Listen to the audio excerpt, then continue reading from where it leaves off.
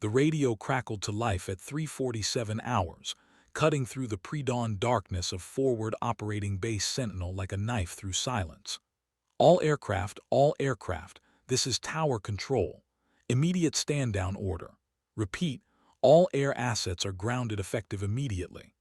The transmission echoed across the tarmac where FA-18 Super Hornets sat like sleeping metal predators, their canopies gleaming under the harsh floodlights. Lieutenant Commander Vera "Ghost" Kessler was 300 yards away, her boots silent against the concrete as she approached her bird. The grounding order meant nothing to her now. Intel had just confirmed what she'd suspected for the past 6 hours. A Navy SEAL team was pinned down in hostile territory, 40 clicks northeast of their position. The official word was that no air support was available. Every pilot was either dead, wounded, or their aircraft was down for maintenance. But Vera knew better. She knew because she was still breathing, still walking, and her Hornet was still flight-ready. The morning briefing had been a disaster. Colonel Hayes had stood before the assembled pilots with the grim expression of a man delivering funeral arrangements.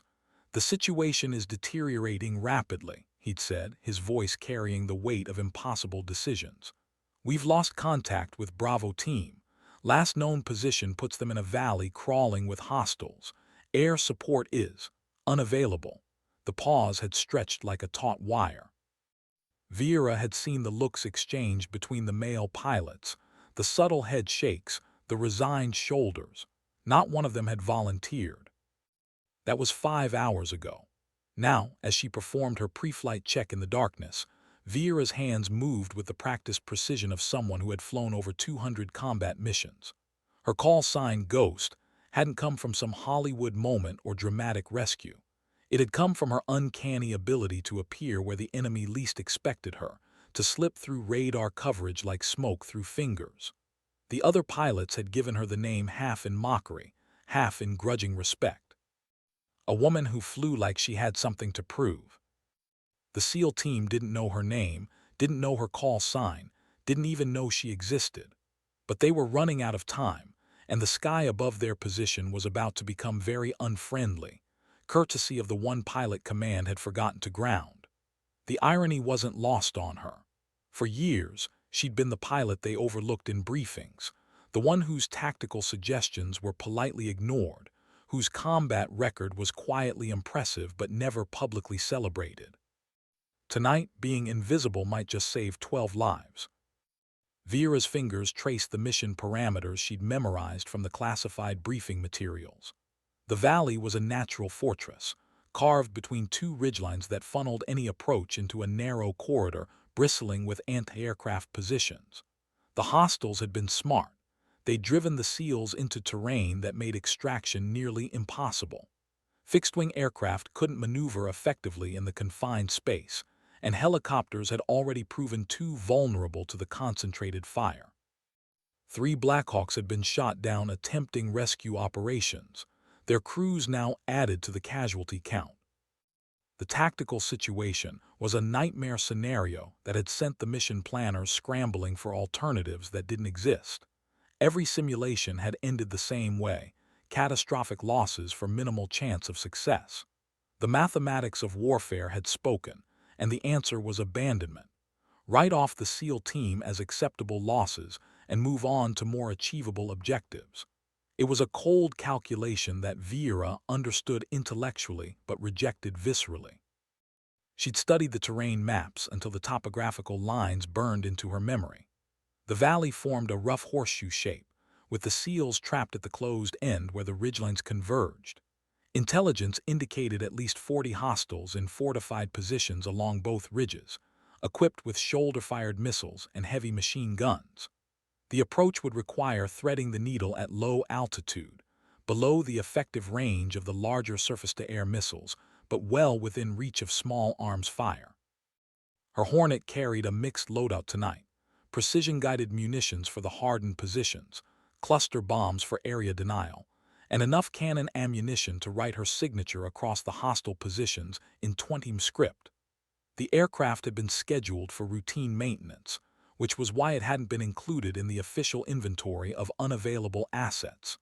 Vera had volunteered for the maintenance oversight, ensuring her bird remained mission-capable when others were grounded. The ground crew was nowhere to be seen at this hour. Night shift maintenance had ended, and day shift wouldn't arrive for another 2 hours. This window of operational invisibility was exactly what she'd planned for. The tower controllers were focused on perimeter security and wouldn't notice one aircraft powering up until it was too late to stop her. By then, she'd be airborne and committed to a mission that officially didn't exist. Vera's helmet settled into place with familiar precision, the weight distributed perfectly across her shoulders and neck. The heads-up display flickered to life, painting targeting data and navigation information across her field of vision in ghostly green numerals. Her call sign had proven prophetic in more ways than one. She'd become expert at operating in the spaces between official recognition and plausible deniability. The Pratt & Whitney engine spooled to life with a rising whine that would soon wake half the base. No matter. By then, she'd be beyond recall range, committed to a flight path that would take her directly into the teeth of the most dangerous airspace in the theater. The SEALs were counting down their final hours, probably unaware that their salvation was strapping into an ejection seat 300 miles away. The tower's radio frequency crackled with routine midnight communications, weather updates, perimeter reports, the mundane business of a forward operating base maintaining its vigilance. None of them knew that one of their own was about to violate direct orders and launch an unauthorized combat mission into heavily defended airspace. Vera's hands moved through the startup sequence with automatic precision, while her mind rehearsed the attack profile that would either save 12 lives or add her name to the casualty reports. As the canopy sealed with its familiar pneumatic hiss, Vera allowed herself one moment of doubt. The odds were mathematically prohibitive. The mission was tactically unsound. Her superiors would court-martial her if she survived and forget her name if she didn't. But somewhere in a valley carved from unforgiving stone, 12 of America's finest were counting down their last hours because the system had declared them expendable. That calculation, Vera had decided, needed revision. Her thumb hovered over the radio transmit button. Once she announced her intentions, there would be no turning back. The tower would order her to abort. Command would scramble interceptors to force her landing. The entire machinery of military hierarchy would mobilize to stop one rogue pilot from embarrassing the decision-makers who had written off the SEAL team. Vera's finger found the button and pressed.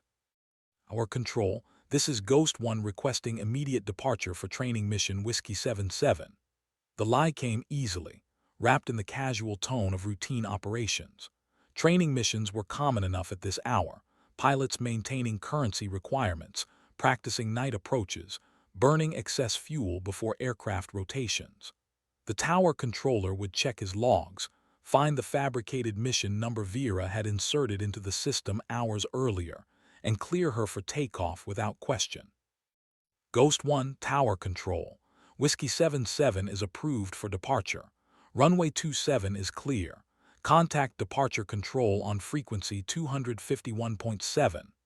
The response was as routine as she'd anticipated. Within minutes, she'd be airborne and beyond the reach of second thoughts or superior orders. The SEAL team's rescue mission had just acquired an air wing of one. Vera's Hornet rolled toward the active runway with predatory grace, her engines painting twin contrails of superheated air across the tarmac. The aircraft felt eager beneath her hands, as though it sensed the violence to come. Every system showed green, every weapon station reported ready. The machine was prepared for war. Now its pilot had to prove worthy of the trust those 12 SEALs had unknowingly placed in her. The runway stretched ahead like a black river under the stars, disappearing into darkness that would soon swallow her completely. Vera advanced the throttles to full military power, feeling 34,000 pounds of thrust press her deep into the ejection seat. The Hornet accelerated past rotation speed, lifting off into the Afghan night like a metallic comet pursuing its own destruction. Below, the lights of Fob Sentinel dwindled to insignificance. Ahead, a valley full of enemies waited for the ghost they'd never see coming. But first, she had to survive the flight in. The Hornet climbed through 12,000 feet as Vera established her flight profile toward the target area. Her route would take her through 3 different air control sectors, each requiring radio contact and course verification. The training mission deception would hold for perhaps 30 minutes before suspicious controllers began asking uncomfortable questions. By then, she needed to be close enough to the valley that recall orders became irrelevant. The night sky stretched endlessly above her, stars wheeling in patterns that had guided warriors for millennia. Vera found comfort in their cold light. They cared nothing for military hierarchy or impossible odds.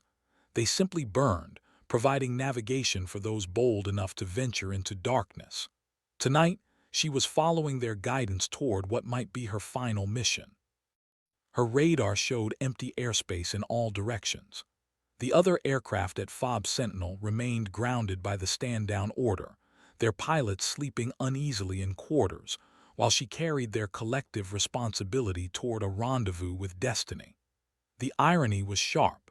The woman they'd consistently underestimated was now their only hope of salvaging honor from catastrophe. Vera's hands moved automatically through the weapons checks, arming systems with lethal precision. Each switch thrown brought her closer to irreversible commitment.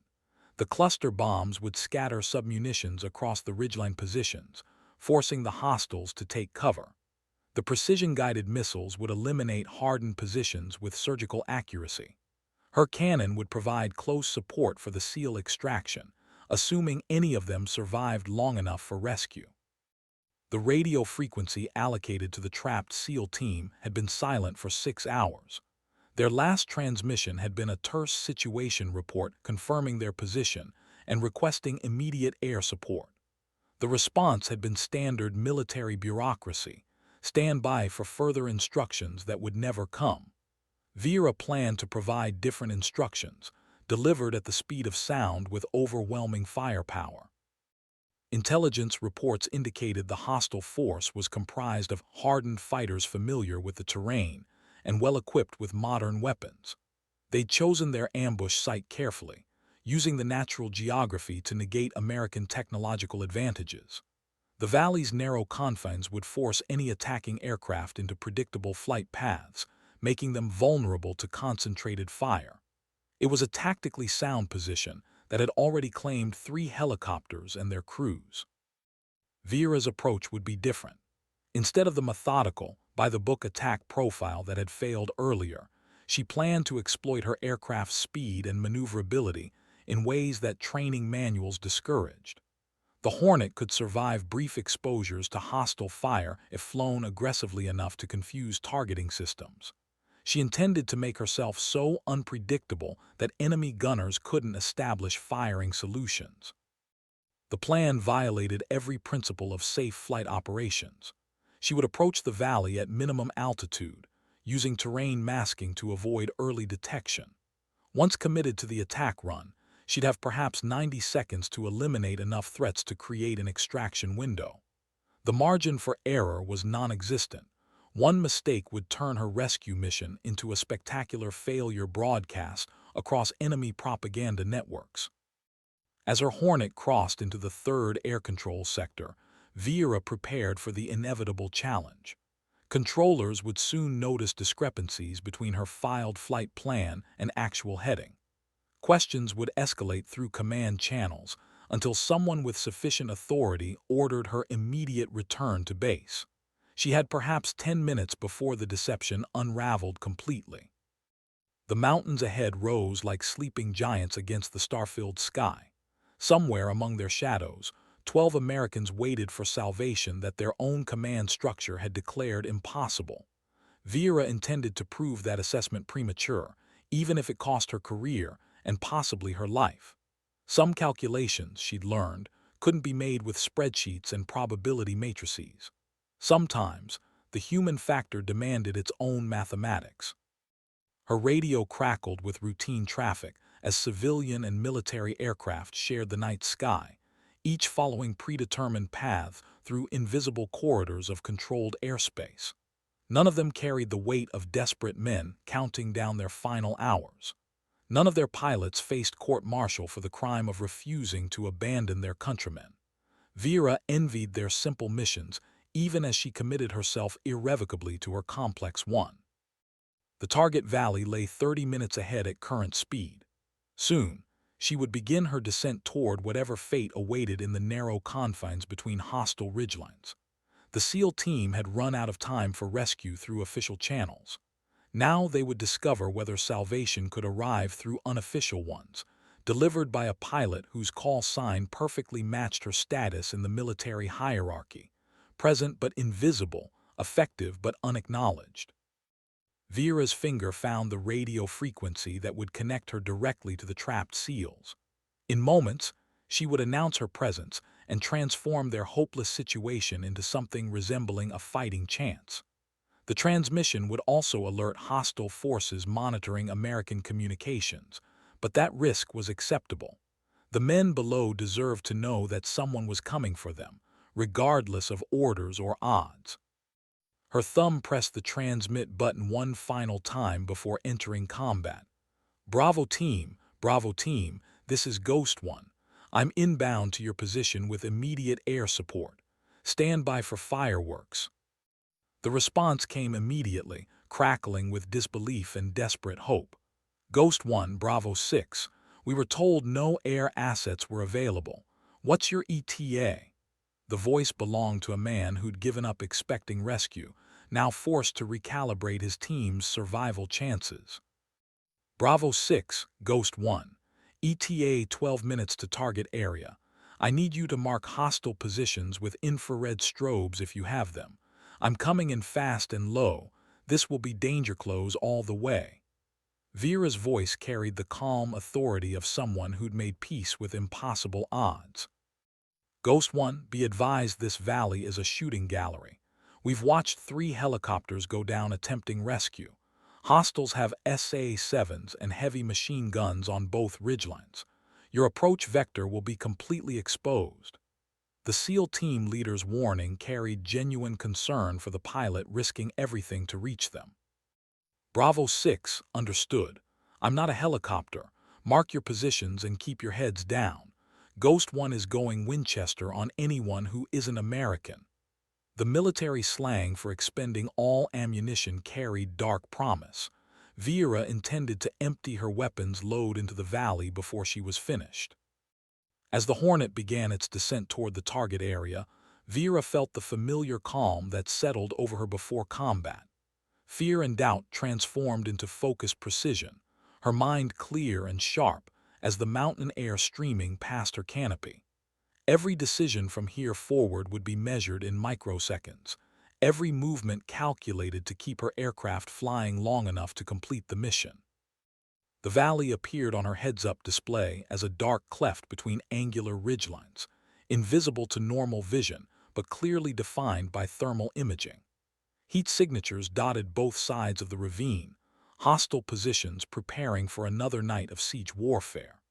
They had no idea that their static positions were about to be visited by 24,000 pounds of American ingenuity traveling at 450 miles per hour.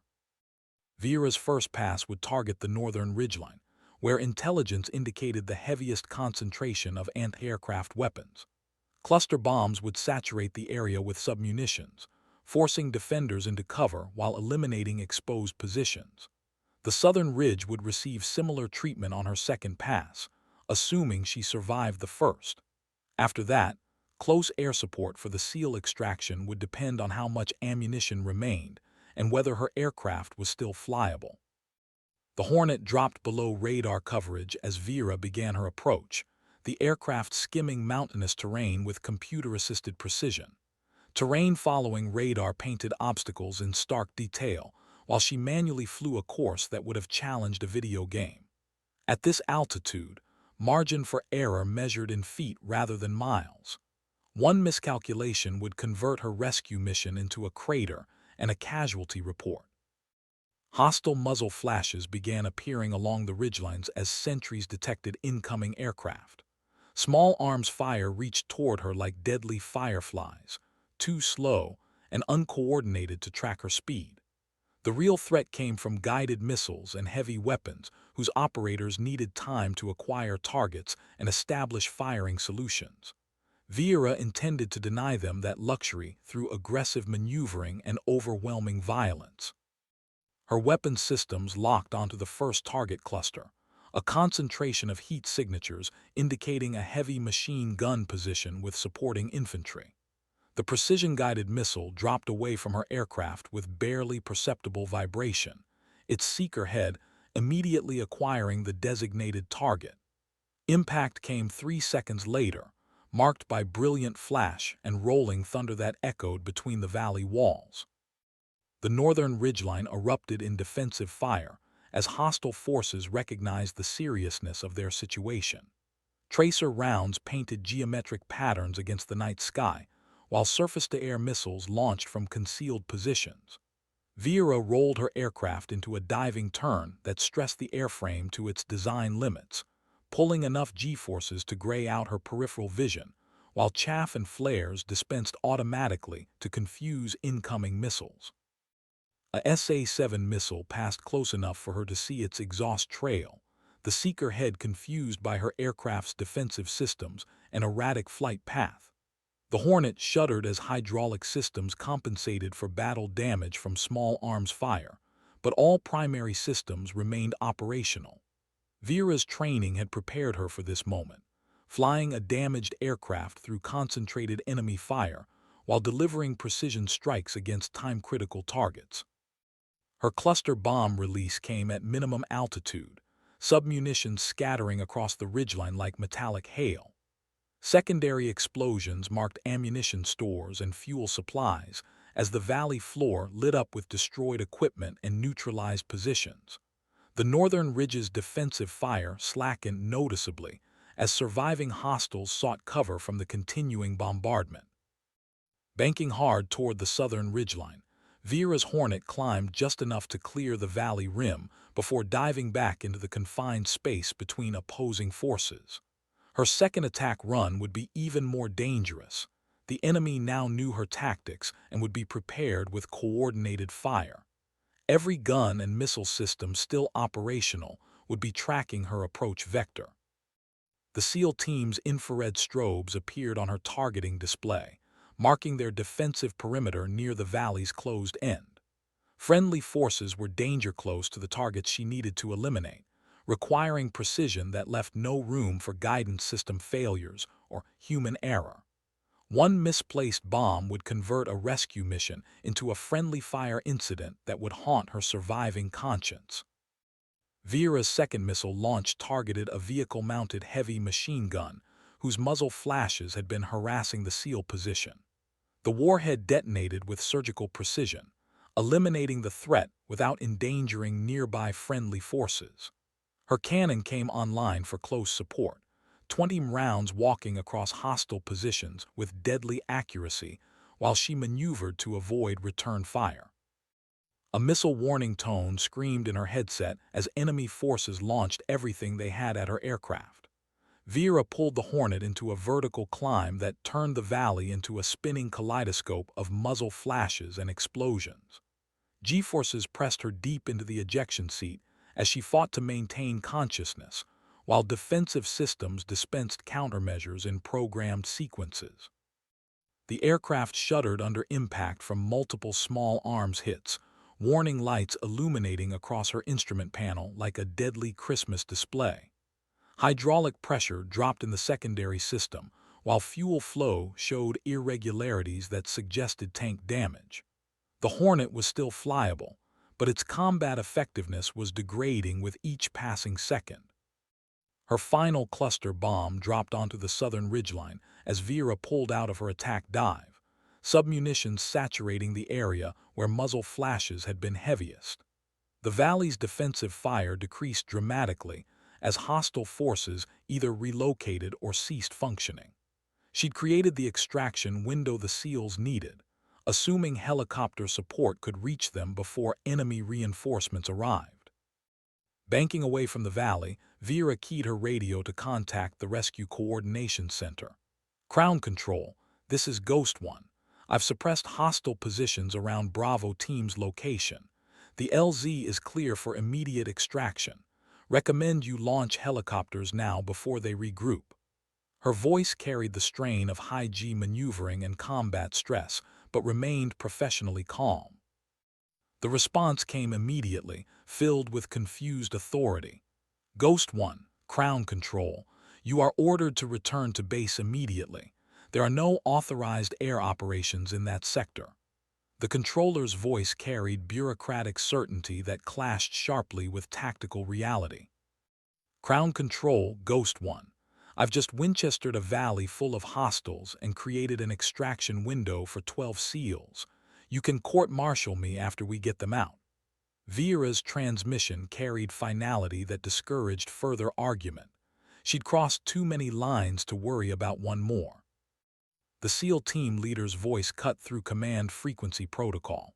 Crown Control, Bravo 6. Ghost One just saved our lives. Whatever she did worked. Hostile fire has ceased, and we can move to extraction point. We need immediate helicopter support before they reorganize. His transmission carried the authority of someone who'd been written off as dead.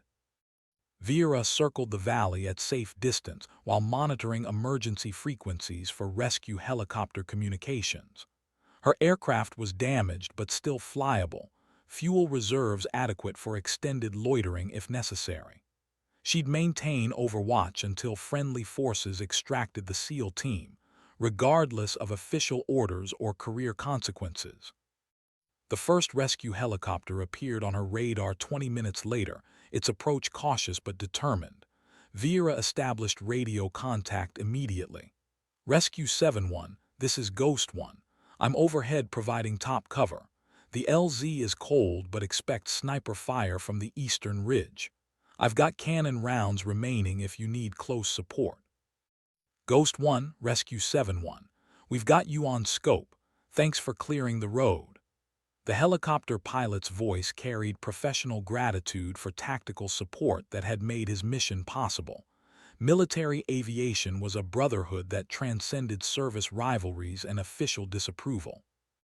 The extraction proceeded smoothly, 12 SEALs loading aboard the rescue helicopter, while Vera maintained defensive patrol overhead. Her presence discouraged hostile forces from interfering with the operation, her cannon ready to engage any threats that emerged. Within 15 minutes, friendly forces were clear of the valley and en route to medical facilities. Ghost One, Rescue 7-1. Package is secure and en route to Crown. Thanks for the assist. The helicopter pilot's final transmission carried unspoken understanding that careers might be destroyed by this night's work, but lives had been saved. As Vera turned her damaged Hornet toward home base, she reflected on the mathematics of her decision. 12 men would see their families again because one pilot had refused to accept bureaucratic calculations. The court-martial was inevitable. Her career effectively ended, but the equation balanced in favor of honor over career advancement. Her radio crackled with increasingly urgent transmissions from base command, ordering her immediate return and preparing for disciplinary action. Vera acknowledged the transmissions without enthusiasm, her mind already focused on the interrogation rooms and administrative procedures that awaited. She'd saved 12 lives at the cost of her military future, a trade she'd make again without hesitation. The lights of Fob Sentinel appeared ahead as her Hornet limped home on failing systems. Ground crews would swarm over her aircraft, documenting battle damage and ammunition expenditure for the inevitable investigation. Every bullet hole would become evidence in proceedings designed to discourage future acts of independent thinking. But in a valley carved between hostile ridgelines, 12 Americans were alive because one pilot had chosen conscience over career. The SEAL team would return to their families with stories they could never fully tell, their lives purchased with the currency of one woman's courage and flying skill. Vera found satisfaction in that accounting, even as she prepared for the professional consequences. Her landing approach was textbook perfect despite hydraulic damage and fuel system irregularities. The Hornet touched down with characteristic grace, its pilot already mentally transitioning from combat operations to administrative warfare.